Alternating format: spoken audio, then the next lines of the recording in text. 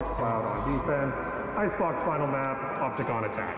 Esse bagulho de golden carpet aí, cara. Pleasure, boys. Good luck. Good luck, Glitcher. Good luck.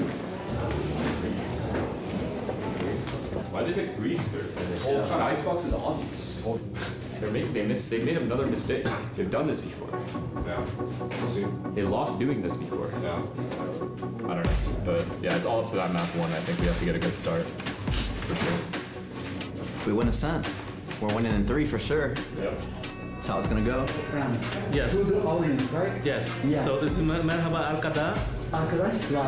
Arkadaşlar. Yes. Merhaba arkadaşlar. Pra plateia, pra ganhar Merhaba arkadaşlar. Ele queria muito falar isso, cara.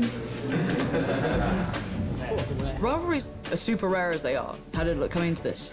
Optic had the upper hand throughout the vast majority of the times they'd met.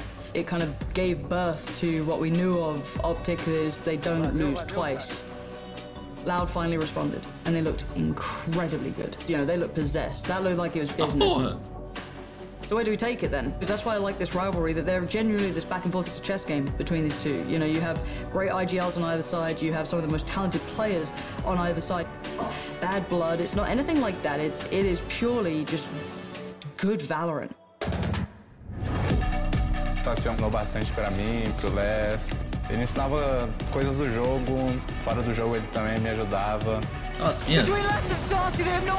Tipo, se ele fosse meu pai, ou professor. E simplesmente ganhar o Champion seria feito histórico pro Brasil.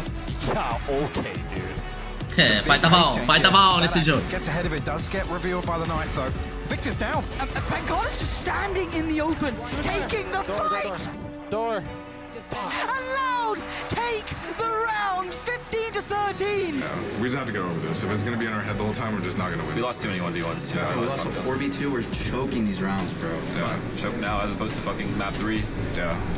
If we win this one, next one, it's fine. For me, I try not to look at like the results of like tournaments. The only thing I really care about is like as long as we continue to grow and get better, I think that's all that matters. But I guess what it would mean is solidify us as maybe the best team of all time if we're able to pull it off. Behind him, he's got another. And now the one man in the ult, that is it, less to try and turn the tides. And he's been found, F&S has him. Holy shit! You're insane! Optic have actually got us to finals now. 1 apiece, the best of 5 is back on. O Aspas aqui arrumando Ruka, morreu aberto. Eu sabia que o cara tava avançado no meio, mano. Então, a gente tem que entrar na brisa, mano, jogando nosso game, entendendo o porquê quando a gente perde round, mano. Só que, tipo assim, a gente tá muito desatento, cara. Tá muito desatento, velho. Por quê? Porque a gente tá pensando no que os caras vão fazer. Agora tensiona toda a musculatura do seu braço, puxa o ar pro nariz. Não mostrou nem metade do comic que eu dei. Pode abrir os olhos, beleza? Galera, bora com a atitude nessa brisa, mano. Desde o início, cara. Se medinho, vai. Bora, cara. Bora aí, com a atitude, família. Bora, espinhas. Bora. Foi a questão mais da influência positiva dentro de cada jogador. Eu acho que tava faltando um pouco mais de positividade da minha parte, porque eu não tava percebendo que principalmente Aspas e Les, eles eram influenciados por isso. E eu acho que eles dependem muito da minha emoção, do meu reconhecimento por eles também. Então, ver eles jogando juntos, assim, durante a série foi muito legal. Acho que picante, de uma certa forma. We'll take U-Haul first, or we can do our triple smoke. And who are the players doing that? Austin and Vic at least, minimum. Vic and Austin have to be in U-Haul. Yeah, before we take backside. Yeah, before at minimum, yeah. Unless we do triple smokes and Okay, and then what? Austin just sky flashes out backside? Yeah. With your triple molly. Just not triple molly. Yeah. So that way they can't tuck. Nossa, esse jogo foi tenso, mano. We always learn something about ourselves at these events, but one thing I've learned about this team, this event, is we never, ever, ever give up.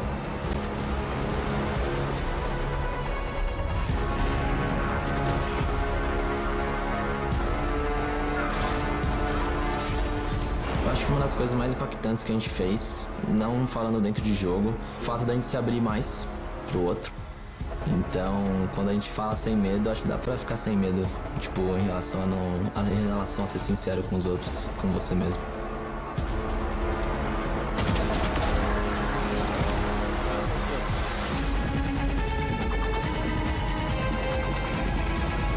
We are one round away. It's now or it's never. It's do or it's die. And it's a double stack towards Sewer. Pancada already ripping the head off of Ye's shoulders.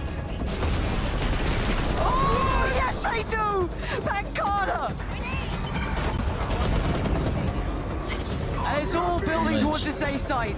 The last man standing, FNS, and after so much time, so many years of heartbreak at the hands of Optic, Loud beat them in the best possible way. Absolutely incredible performance from Loud today. Sacy chorando.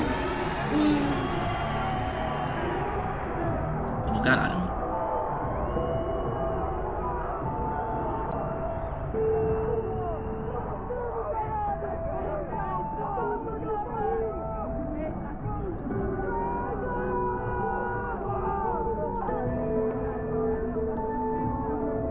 Aí deu uma pegada, deu uma pegada, deu uma pegada. Deu uma pegada, deu uma pegada. Aí um cisco aqui, mano.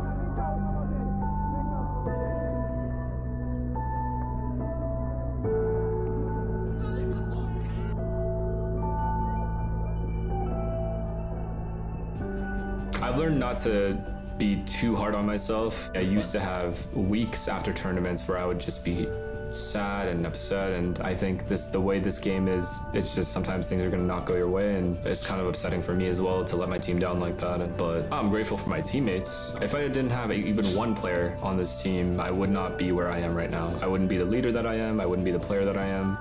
Cara, acho que meu pai agora deve estar passando um filme na cabeça dele, e acho que ele nunca imaginou que eu ia estar ganhando mundial dessa vez. It's funny because after Reykjavik, indeed, when we lost, we talked about it and said, okay, it's part of the process, the first international tournament. And then we came back to Brazil, and then one of the owners from Loud, Bruno, who was like, oh, aren't you guys sad for losing the grand finals? I said, no, Bruno, it's part of the process. We're going to win champions. And then here we are. I mean, so good. Eu falei isso pro PH mesmo. PH chegou lá, a gente tava mó felizão. A gente falou, vocês estão tristes que vocês perderam? Eu falei, não, a gente vai ganhar Champions, relaxa. This year has been an absolute roller coaster, from highs and lows to finally getting to see it kind of find its footing. It's just been kind of falling in love with Valorant, with the audience, with the crew, with the fans, with the players, and kind of learning as we go. I think it's been more than fulfilling. It's been very life-changing for me, and we were able to show that this is like a very viable option to have as a career. And I only hope that other Singaporeans can follow in my suit, not just gameplay-wise, but character, hopefully, because I think this is like a good outlook to have also, not just being serious all the time. And next year, who knows what it looks like, but I think time capsule is the perfect summary of what this is. It can exist within time, and it should be something that we look back on and we remember it. You don't know, you're walking into the unknown, and I think that's the scariest part for these players. I have no idea how many tournaments I have left in me. There is a possibility of never lifting your trophy. All I know is that this was my dream when I was younger, and I'm not gonna give up, but I'll find a way, you know. I'll find another interest, and that will be my trophy instead. I don't know. This might be my last year, if I'm being completely honest. This year took a lot out of me individually. I still have love for the game. I still have love for competing. It's a lot of stress. There's a lot of pain when you lose events. Yeah, it might be my last. No fight. If you are still that passionate, if you're still that driven, if you still live in that server, if you put in the hours that everyone else does, those hours feel like nothing when you love it, but if you don't love it, they will be incredibly heavy. There is an age where that may change. If they love the game, if they still want to play it, if they're still competitive, they will still be as good as they are now. How many more years I have left in me?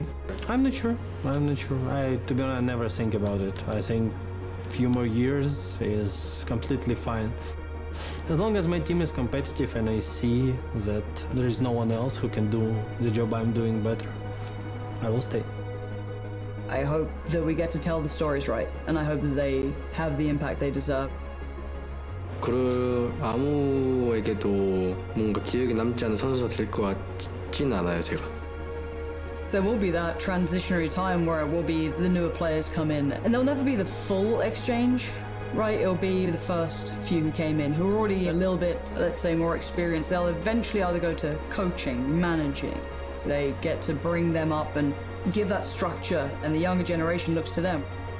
Fofo. It's not like the old guard will just vanish. Their theories, their structure, their knowledge, their experience is just so valuable. There's still going to be that necessity for both for a long time. I hope that there's more acceptance in the world for esports, for Valorant, for players that put everything, every ounce of what they have into this game, because it's just like any other sport, just not physical. And there's a lot of reward to doing what we do. So, I hope after you've watched this, maybe I got you guys inspired by my history. It's been a long journey, and finally I got an international title. So, take serious, really. It's not, that's just a hobby, you know, it's an esports. So yeah, I'm an athlete, not a player. Nem arrepiei não, pô, relaxa, fica tranquilo, fica em paz. Que isso?